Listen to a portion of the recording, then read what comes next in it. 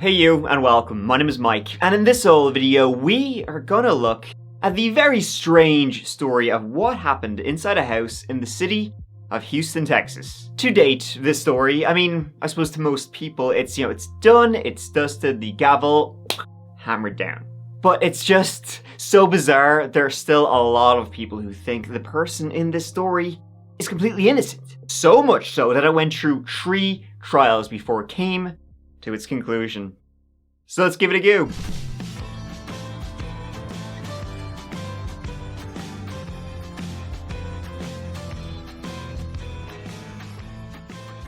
In southwest Houston, there lies a street called Palmetto, and it's in a decent part of town, not bad. You got townhouses beside smaller little homes, and it seems like a good old place to have one of them families. Sure, why not? And it was in one of those beautiful townhouses on that street, there lived a family called the Armstrongs, led by Antonio Armstrong Sr. and his wife Dawn. And they were like this well-loved power couple in the city. Antonio Armstrong was actually born in the city of Houston, and he would later become nationally known when he played linebacker at Texas A&M. He got the honors, he got the awards, and so it was of no surprise that he would enter the draft in 1995 to go play in the NFL. He was drafted in the 6th round by the 49ers, didn't make it through training camp however due to a broken ankle, and he later made it onto the Miami Dolphins active roster. His career in America though, it soon fizzled out a little bit, and he went to play in Canada for the Canadian Football League, and he was there for about 3 years before he had enough of that too. However, once he left football, behind, he began this whole new career as a motivational speaker. Hello everyone, Antonio Armstrong here. Welcome to this special 4th of July edition of Strong Talk. As a nation, we're celebrating Independence Day, and it's only rightfully so that we celebrate your independence today. Independence from what? Independence from failures, shortcomings, downfalls, hurt, pain, anger. He had a YouTube channel called Strong Talk, where he gave these little speeches about, well, motivating, taking accountability, get up and out there, the standard, how to be successful kind of stuff if you're into that. Pretty inspirational, it's good for him. He was just a well-liked, real cool dude. Himself and the wife Dawn also owned a chain of fitness centers called First Call Training. We have everything you need to get fit and stay fit. Now, Antonio was married to Dawn, and they had 2 children together. Antonio Jr., AJ, 16, and Kara, 12. Dawn also had an older son from a previous relationship, Josh, who Antonio ended up adopting.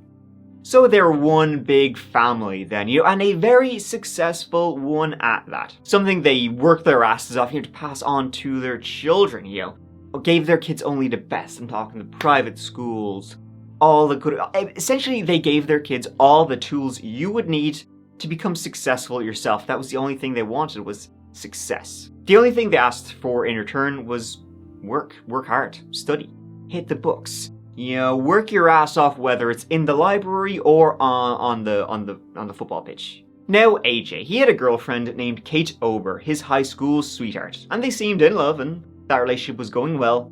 But on the other hand, school for AJ wasn't quite going so well. See, it appears AJ, as a teen, like most 16-year-olds, he had started experimenting with the old devil's lettuce. And either because of or coinciding with, his grades began to slip. His parents found out, and as I kind of mentioned at the top, none too pleased would be the best way of phrasing that. They were friggin' ticked off.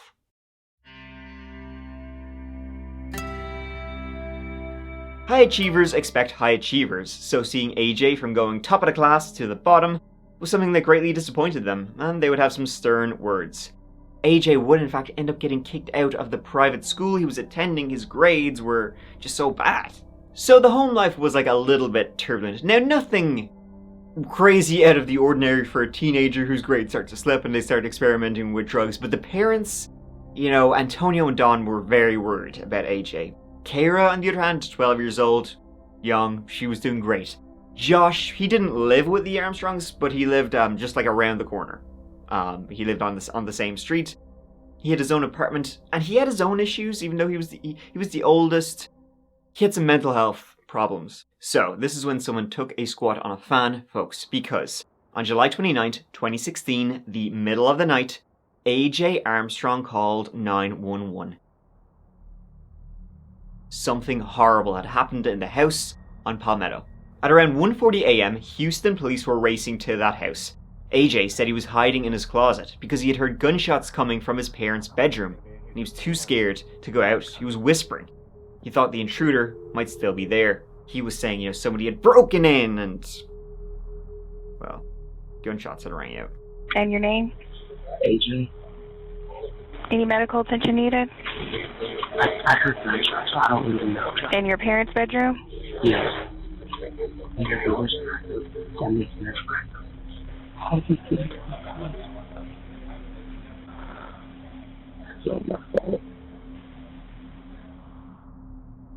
While he was still on the phone with the 911 operator, he ventured out of the closet to go check on his sister to check if she was okay. Something had happened to her. Which is odd because, gunshots are in the house.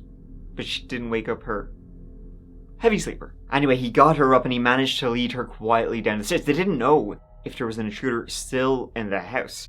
And as they got to the front door of their place, strangely again, AJ had to disable the alarm system. The house had been firmly locked up. He did that and he opened the door to the responding officers. AJ had also contacted Josh, who lived in an apartment just a handful of minutes away by foot, and Josh raced to the house. So the police immediately began securing the crime scene, checking if anyone was in there and if anyone was still alive. The room Dawn and Antonio had been sleeping in was eerily quiet. The paramedic would find Dawn deceased. She'd been shot twice in the head. Antonio had been shot once in the head and was still alive when they got there, but within a few short hours, he too would pass away. They both had pillows over their heads as if somebody was trying to use them to muffle the gunshots, which I've only ever seen in movies. Does that work in real life? Well, not muffled enough, as AJ, who'd been in the house, had heard the gunshots. AJ and Cairo were taken away separately by the police, to talk about what could have happened, what they believed happened in the house. And also, both of their hands were bagged. This is done to preserve any gunshot residue which may still be present.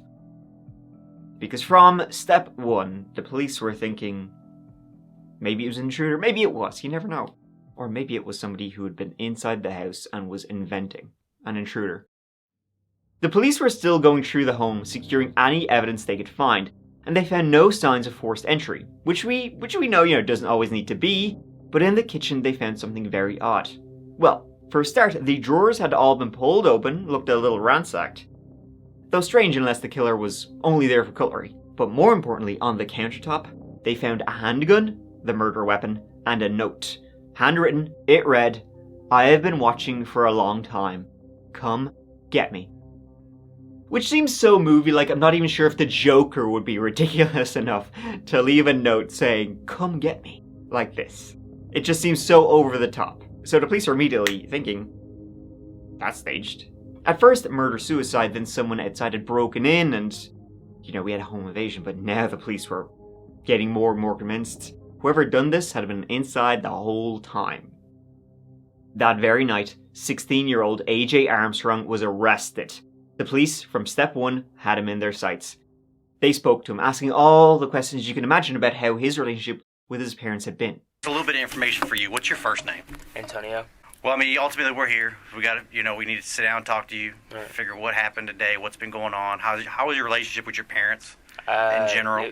It was a pretty good relationship. Okay, you get along with your mom, get along with dad, no problems, no issues? Me and dad were really close. And then me and my mom,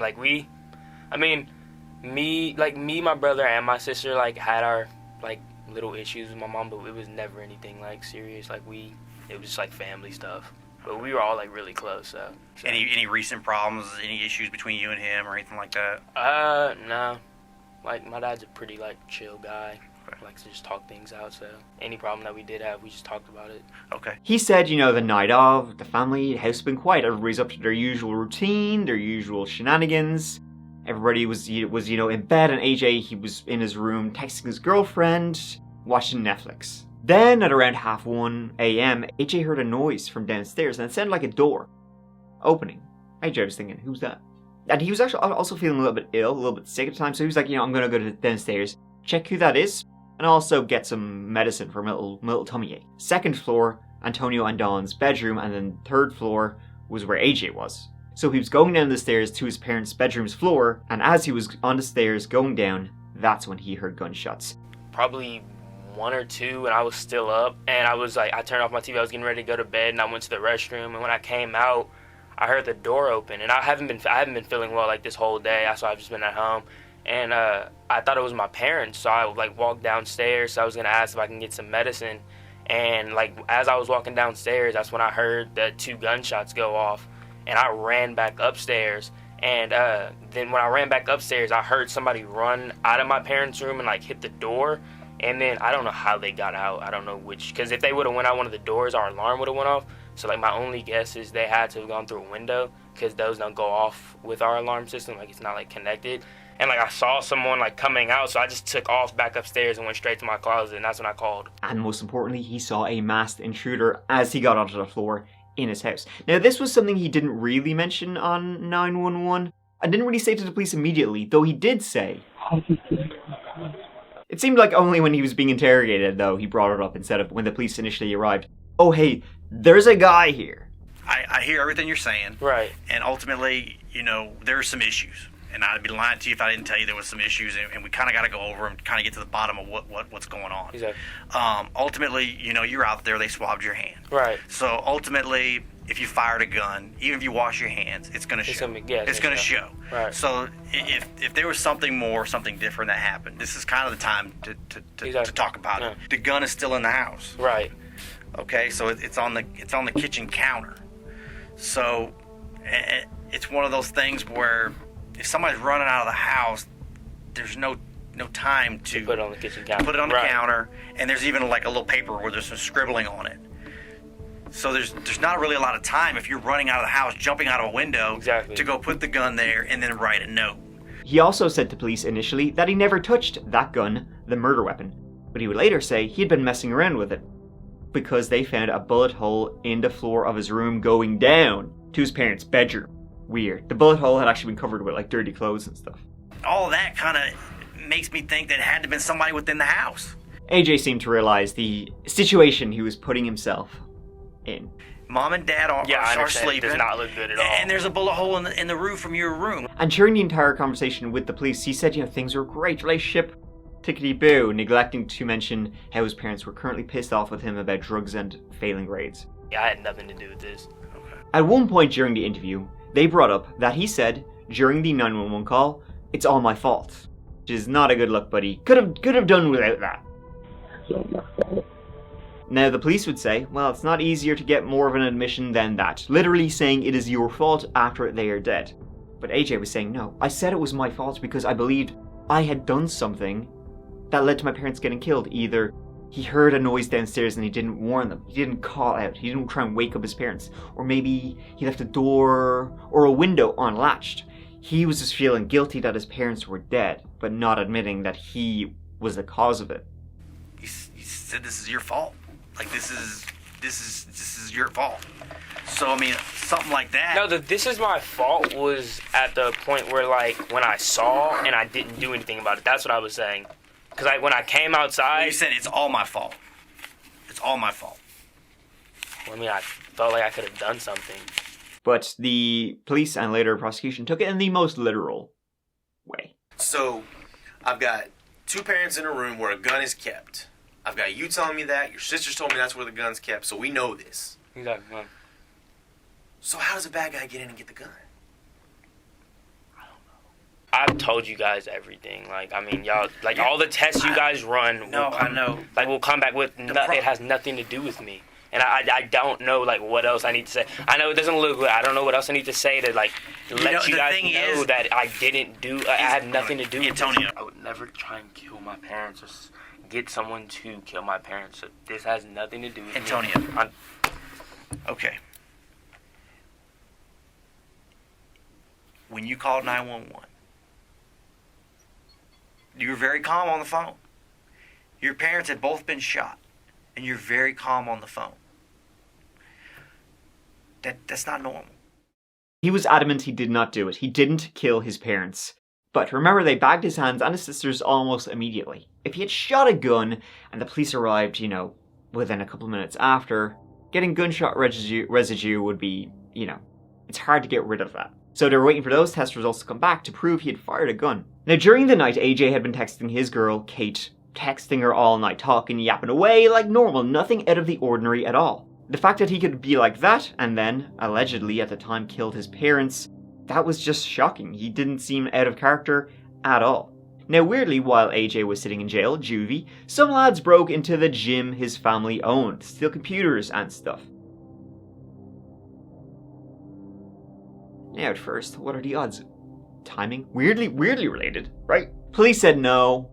It's probably just like opportunistic people who, broke in. They knew the owners were dead, so they knew the place would be quiet and they could yoink stuff. Still weird, though. In fact, it would only add to the weird things that didn't necessarily point towards AJ.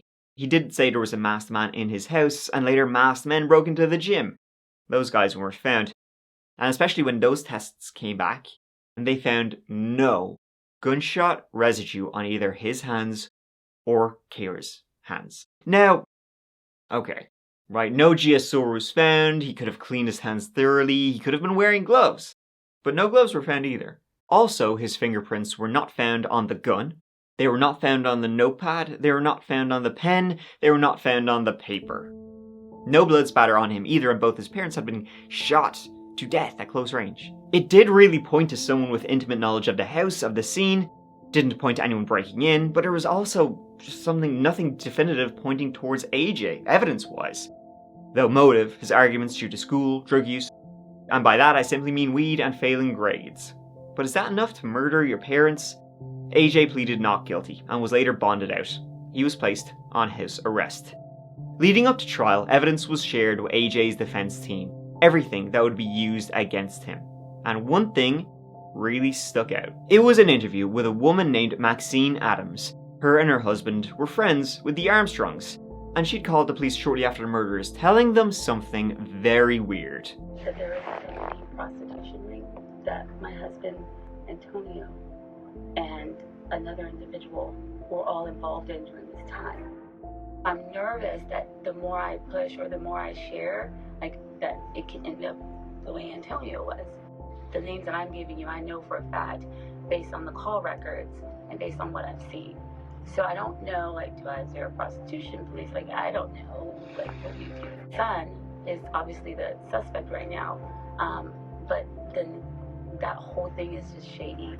Do you think this is related to the homicide, or do you think it's just two independent things? I think it's related. She believed Antonio and her husband had been part of a prostitution ring, and that Antonio's killing had been targeted because of it in relation to it. Now, the defense was only given this information 18 months after AJ was arrested, so the defense was furious. Antonio Armstrong Sr. and his wife Dawn were murdered here in their home almost exactly 2 years ago.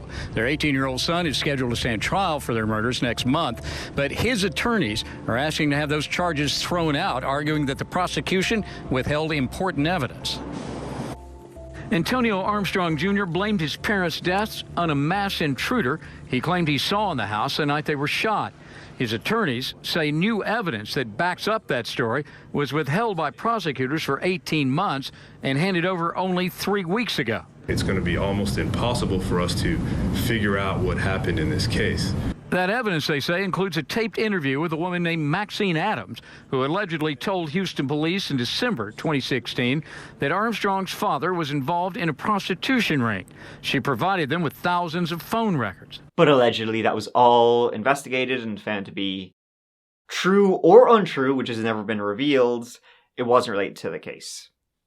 The prosecution, who were kind of railroading AJ here, are saying that. But it also seems very out of character. Antonio, everything everybody seemed to know about him, what he was into, just the kind of guy he was. But it's still that part of this story still remains a mystery to this day. The trial for AJ Armstrong began in 2019. The prosecution claimed someone inside had done it. They didn't have any DNA nor evidence, so they had motive. And the fact the alarm was still set when the police arrived, showing no one had come in. The alarm records, that was their most important proof. They also brought up the bullet hole in his floor. a hole that had been hidden with clothing. They said this had been a test fire to see how loud the gun was. The defense said there's no evidence he did it, that the police had tunnel vision, never straying away from AJ. And the prosecution's main evidence, the alarm system, that's faulty. They pointed at AJ's brother, Josh, as being the killer of Dawn and Antonio. Josh had changed since coming home from college. He had lost weight, he began talking to himself, exhibiting signs of mental health issues and schizophrenia. See, Josh, he wasn't Antonio's biological son, but he believed he was, up until he was 16 years old when Dawn and Antonio revealed to him that. And it seems like after that, things changed with Josh. He was not the same guy. It seemed to really mess with him. And so he had some severe mental health issues that only got worse as he got older. After, the murders, he would say he'd been there. He'd seen his parents die. Now people just believe that's mental health issues and the fact that he'd literally been at the house because his brother had called him. But then, he would keep saying things, and his mental health got worse and worse and worse after his parents' death. The defense has always said that Josh, which is AJ's older brother, half-brother, knew about what was going on the night of the murders. In fact, that he only lived a couple miles away in his apartment. They also say that he had access, was able to get in and out of the Armstrong house. He would also know the house, how to get in, the alarm system, and everything. But prosecution said it's not liable. And in fact, they were just dragging his name through the mud. At the end of the trial, the jury was split, 8-4. 8 feeling he did it, but a hung jury. The defense had created reasonable doubt. Not an acquittal, but a victory. For now. AJ's family always stood by him through this, saying he never could have killed his parents. In the meantime, AJ and Kate married and had a child together. 3 years later, in autumn 2022, AJ's trial began for a second time. New evidence was entered this time. The defense stayed the same, but the prosecution had the alarm system. But they also used his info from his phone. See, at 1:08 a.m., AJ's phone was removed from the charger, right? And then in the couple of minutes after, multiple times AJ was doing this. When you're lighting up the home screen? Now, what they were thinking he was doing is that the house was dark. He was trying to see his way around the house. But he didn't want to use the flashlight because that would be too bright. Maybe bright enough to wake somebody up. So maybe he crept into his parents' room, lit the room like this, which we all do if we don't want to wake somebody up. And then.